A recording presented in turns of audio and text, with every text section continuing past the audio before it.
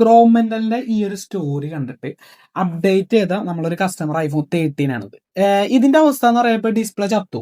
ഇതിനാകെയുള്ള ഒരു സൊല്യൂഷൻ എന്ന് പറയുമ്പോൾ ഡിസ്പ്ലേ മാറ്റില്ല. അപ്പോൾ ഇതിൽ പറയുന്നത് എന്താ വെച്ച് കഴിഞ്ഞാല് നമുക്ക് 26 അപ്ഡേറ്റ് എല്ലാവരും എത്രയും പെട്ടെന്ന് ചെയ്യുക എന്നാണ് ഇതിൽ പറയുന്നത്.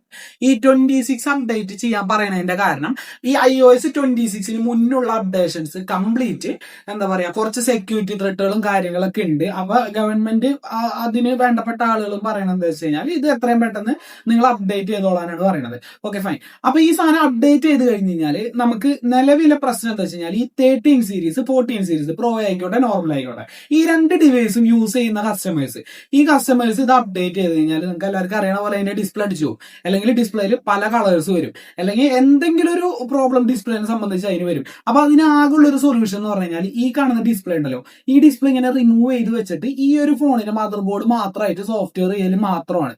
അപ്പൊ സോഫ്റ്റ്വെയർ ചെയ്യുന്ന ടൈമിൽ നമ്മുടെ ഡിസ്പ്ലേ പ്രൊട്ടക്റ്റഡ് ആണ്.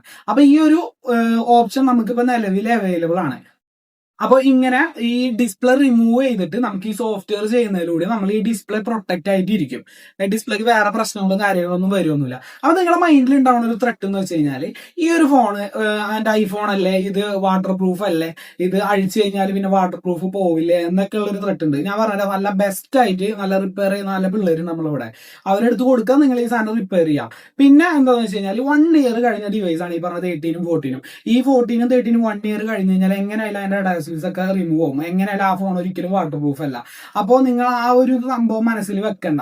നിങ്ങൾ ധൈര്യമായിട്ട് ഈ സാധനം റിമൂവ് ചെയ്യുക, നിങ്ങൾ പുതിയതായിട്ടുള്ള 26 അപ്ഡേറ്റ് ചെയ്യുക, അതിന്റെ ഓപ്ഷൻസും ഫീച്ചേഴ്സ് ഒക്കെ നിങ്ങൾ യൂസ് ചെയ്യുക. എത്രയും മാക്സിമം എത്രയും പെട്ടെന്ന് സെക്യൂർഡ് ആയിട്ട് നിങ്ങൾ ഇരിക്കാൻ ശ്രമിക്കുക.